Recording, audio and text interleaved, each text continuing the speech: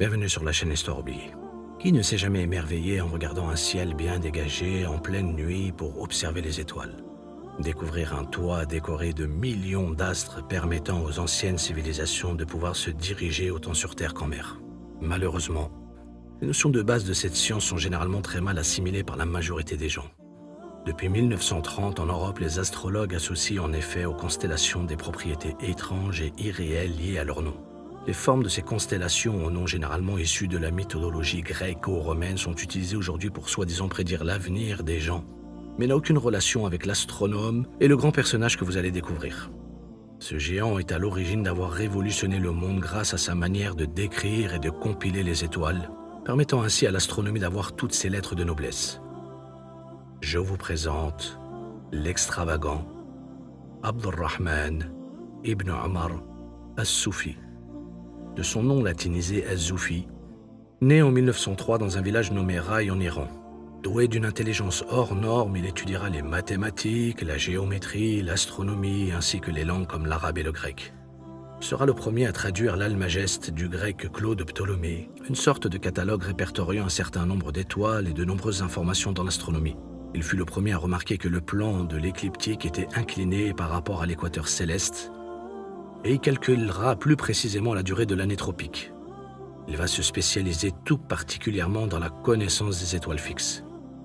Il observera et décrira les étoiles, leur position, leur magnitude apparente, leur couleur, parcourant le ciel constellation par constellation.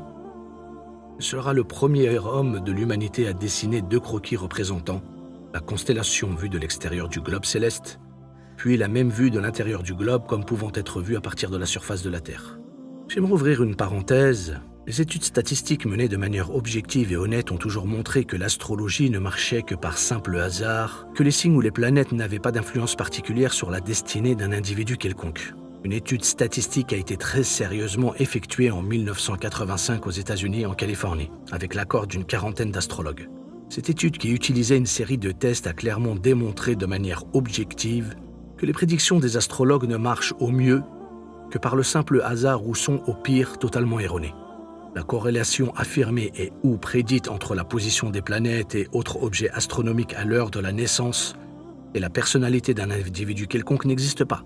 L'expérience scientifique refute clairement l'hypothèse astrologique. Grâce à sa vision unique et son plus grand chef-d'œuvre qui est le livre des étoiles fixes, El-Soufi va bouleverser l'histoire de l'humanité. Cet atlas décrira 48 constellations et les étoiles qui les composent. Il comparera les constellations et les étoiles grecques et arabes pour les assimiler. Il inclura 2 illustrations à chaque constellation, une montrant l'orientation des étoiles du point de vue de l'extérieur du globe et l'autre du point de vue du centre en se tenant sur la Terre. Il séparera les constellations en 3 groupes, 21 constellations du Nord, 12 constellations du Zodiaque et 15 constellations du Sud. Il fournira une carte qui contiendra toutes les étoiles qui forment la constellation. Chaque carte nommera et numérotera les étoiles individuelles, coordonnées longitudinales et latitudinales, la magnitude ou la luminosité de chaque étoile et sa position au nord ou au sud de l'écliptique.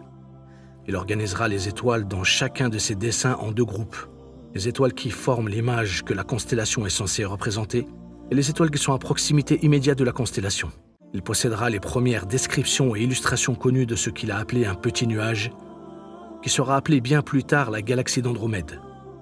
Il mentionnera aussi la découverte d'une constellation qu'il appellera le bœuf blanc et qui sera observée au Yémen dans un voyage du navigateur portugais Magellan au XVIe siècle, qui sera enregistré longtemps après sous le nom du Grand Nuage de Magellan. Son travail sera significatif non seulement pour la description complète du ciel stellaire, mais encore plus pour l'enregistrement précieux des observations. Pour la connaissance des étoiles fixes, son livre deviendra un classique pendant plusieurs siècles à travers le monde. Les plus grands astronomes s'inspireront de son livre, le citeront par son nom, ainsi que les marins de l'océan Indien qui utiliseront son livre pour se déplacer. Ce magnifique ouvrage montrera la vaste étendue de ses travaux, la persévérance, l'exactitude minutieuse et surtout la critique scientifique qui facilitera la compréhension de l'astronomie moderne.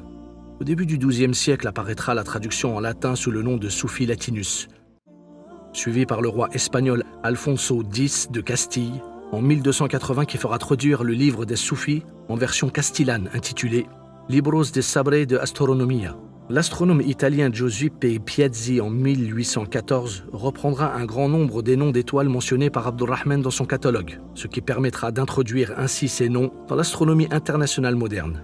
L'astronome lituanien Friedrich Argelander, auteur en 1852 du catalogue d'étoiles, dira « El-Soufi, dans sa description, nous a donné l'état du ciel de son époque et mérite la plus haute confiance qui, en son achèvement, dépassa son modèle et qui, pendant 9 siècles écoulés, a été sans rival et n'ayant trouvé son pareil. » En 1935, l'Union astronomique internationale, par respect et émerveillement, adopteront officiellement le nom de Azufi pour un cratère d'impact sur la face visible de la Lune. Le 7 décembre 2016, les fondateurs de Google feront de ce jour la page d'accueil en son hommage pour son 1113e anniversaire.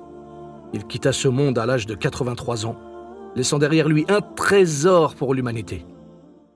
Dans notre prochaine vidéo, nous vous parlerons d'un amoureux des sciences qui fera de Bagdad le phare du savoir et dont sa lumière éclairera l'humanité. Partagez cette vidéo, car il est grand temps pour l'humanité de découvrir ces héros d'un autre style. Merci. Et rappelez-vous que dans chacun de nous sommeille le potentiel d'apporter un plus à l'humanité.